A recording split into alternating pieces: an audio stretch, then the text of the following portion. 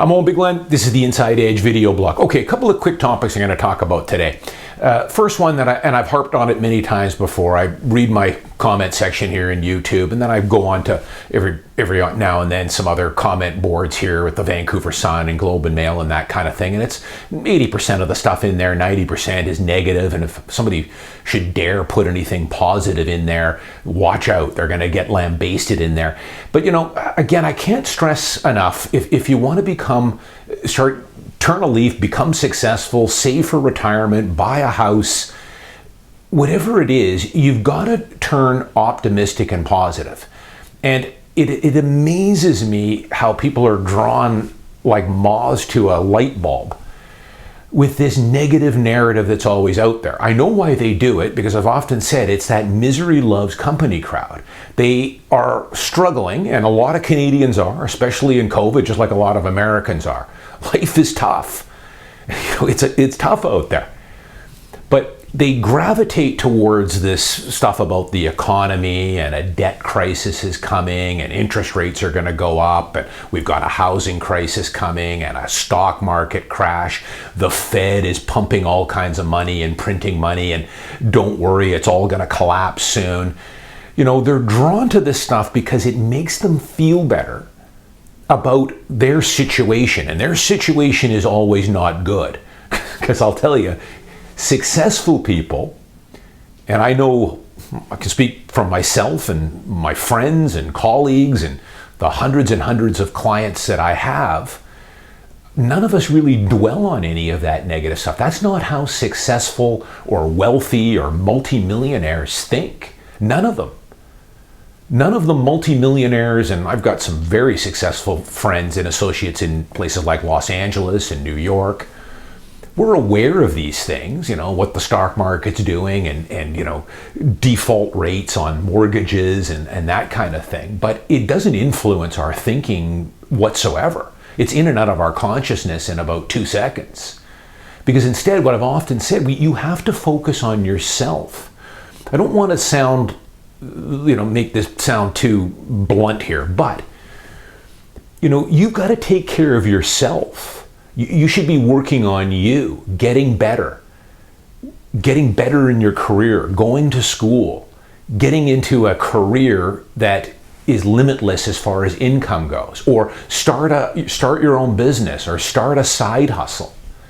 Those are the things you should be focusing on, not what consumer debt levels are, or you know, half of Canadians, if they were hit with $1,000 bill or $1,000 unexpected bill, they wouldn't be able to pay it. I'm sure that probably is the case for some people, but it doesn't really concern me all that much. I'm focusing on myself.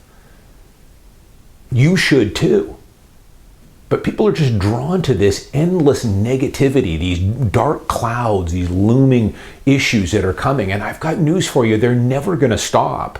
I've been in real estate for over 30 years. I've been an investor for over 30 years. It's endless. And now with social media and the internet, it's 10 times worse. You're just bombarded with this endless stream of negativity. Stop it. Focus on you. Put your blinders on. Buy your principal residence. Don't worry about timing the market. It's going to be a long-term need for you anyways. Real estate's not going to go up in a straight line. The stock market's not going to go up a straight line. That's what you sign up for if you want those superior returns, though. Otherwise, you're just going to be frozen on the sidelines with your money in a bank account, losing your money. You've got to take that leap.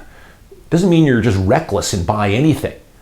But you have to understand this stuff. If you read my book, or go on to Amazon and buy some good investing books on real estate and investing for retirement. They're going to tell you the same thing I'm telling you. Tune out all this negative stuff. It's just crazy. It's what holds so many people back. It's also the reason why I tell my loyal followers here, and the, you know, dozens of clients I'm working with, new clients I'm working with every year, it's why I say the bar is set low. It's easy right now to rise above, because you've got so many people that they're basically being brainwashed and frozen on the sidelines with this negativity, and you can just roll right by them. If you're focused, if you're working hard, saving your money, getting it invested in assets that'll appreciate like stocks and real estate, life is yours for the taking. You're going to become a multimillionaire before you know it. They're just going to roll right by these people, and there's more of them all the time. Bar is low right now. It is easy to become financially successful now. You're going to have to work a bit with it.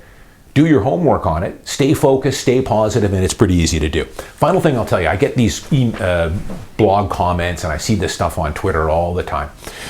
They'll say, Owen, there's markets, everything's rigged. Stock market's rigged. Real estate's rigged. It's all everybody's conspiring against me. That's what these people will say. And don't you see that? There used to be a time when Canadians could work and buy a home, and but that's now all dead, and it's very sad and unfair. There's nothing sad or unfair with the current state of Vancouver real estate, or Toronto, or Southern California, or London, or whatever else. The city that you live in, if it's a desirable city like Vancouver, or London, or Southern California, or San Francisco, you're going to have expensive real estate. That's just the way it goes, and that will never change, ever. Now, if you want to go to, I don't know, in my opinion, less desirable cities, but for some people, they might love living in Winnipeg or Regina, and it's a perfect fit for them, and that's fantastic. Then you could go there, and real estate will be much more affordable. It'll be much more in line with what the average wage earner earns. But places like Vancouver, London, New York, Toronto, they don't work off those fundamentals. I've done many, many blogs on this in the past. Please go back. You can read my book. I talk about it. What drives this market, the fundamentals. It's an equity-driven market. But you can go to greener pastures that are much more affordable than Vancouver. But if you want to live in the best city in Canada and one of the best cities in North America, if not the world, you're going to have to work for it here. But this comment here about how the dream is dead, it's not. And I responded back to her, and I've done this before. When you buy your first place, you're not going to be living in the Four Seasons. You should be aiming to buy a Motel 6. That's how I started. And then you move your way up. It's an equity-driven market that I've talked about many times before. I don't think people are aware here. They think it's out of reach for everyone. So I gave her some examples of some sales that I've had recently. So I just sold a 2-bed, 2-bath in West Richmond. I've done lots of work in this complex over the years. This is kind of where I cut my teeth back 15 years ago. Excellent complex, sitting on 12 acres of land. They just did about a $9 million retrofit to this strata. There's 8 buildings, new roofs, siding, balconies, some windows, elevators. Levies have all been paid for now from the previous owners. 2-bed, 2-bath you can buy unrenovated for around $380,000. And it's still very livable, but you might want to freshen it up a bit with some paint and carpet. 2-bed, 2-bath, $380K. And there's other ones for sale right now you can buy for under $400K. There's renovated ones you can buy around $450. I talked about, I did a blog, I never promote really my own listings, but I had studios and junior 1-bedrooms here last year and early up until now have been on sale because of the COVID lockdown. That market was heavily hit with COVID for rentals. That's going to turn, of course, and the market for those junior 1s and studios already has. They're all getting picked off now quick. But I just sold one in a prime building, 10 years old, luxury building for $550K for almost 600 square foot studio. So, you start with something like that. There's all kinds of good wood frame 1-bedrooms in Richmond on SkyTrain in Brighouse that you can buy for $350, $325. These are in good stratas. They're older stratas, but they're well maintained. You might want to put some paint or some new kitchen cabinets in them, but you can pick these up for $325, $350, and they're walking distance to SkyTrain, although you got a parking space with these too. Do the math on this versus renting. You put 10% down on those, let's call it $35,000. Now you're in the market, you're riding it up, you're not paying your landlord $1,500 or $1,600 a month to rent one of those, because that's what they rent for. And you're off to the races now, you're in the market. So homeownership is not dead for young people here. I'm selling downtown condos to young people who are not making $100,000. They've just buckled down, saved the 20%, and made it happen. It's taken them 3 or 4 years to get the down payment, but once they're in, it's smooth sailing after that. But there are lots of there's units out in New Westminster on SkyTrain you can pick up in the low 3s. You start with that. Then keep saving your money, work on yourself, get better in your career, move up the pay scale, get your money working for you, and you continue on that way. That's how life works. But I tell you, if you watched enough of this doom and gloom stuff, and these people that make these comments, I know that's where it's coming from. They've been brainwashed with all this negative media, and they're following these bloggers with this endless stream of it's not your fault. Everybody's conspiring against you. The realtors, the bankers, CMHC, the Bank of Canada. That's why you haven't been able to buy a house.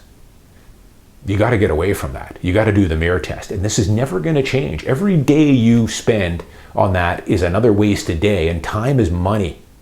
People don't realize, you only have so many good years to really get going and build some wealth. The longer you wait, don't take my word for it. Just have a look. There's all kinds of graphs you can look up. Putting $1,000 a month into an S&P 500, when you start at age 20, you're going to have $3 million by the time you're 65. When you wait till you're 40 to put away that $1,000 a month, you're going to end up with 500 grand. A fraction. All is not lost, though. Still all kinds of opportunities there. Start with a good 1-bedroom. Get your down payment together, and then you can move up the ladder from there. Or, for some people, Vancouver is going to be out of reach. And if it is, there's nothing wrong with that. Don't be ashamed of that. But you could always move to a city, and a lot of people, I hear these stories all the time saying they moved to Alberta or Saskatchewan or Manitoba, and they love it. And that's great. Then you should do that. Because this is a tough nut to crack here. It's not for everybody. You really have to rise above here and be elevated here to make it work in Vancouver. This is for the elite and the ones that really want to, work at it. There are lots of great cities where it's not going to be nearly as difficult. And maybe that's the city for you. But it can be done here. And I know it can, because I'm working with new clients every single month that are making it happen.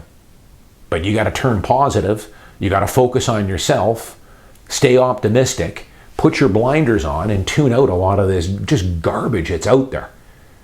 It is. I don't really understand it. I feel for people that have got a lot of debt and things like that, but I'm not losing sleep over it. I'm focusing on myself, and so should you. I'm Owen Bigland. As always, thanks for watching. I'll see you next week.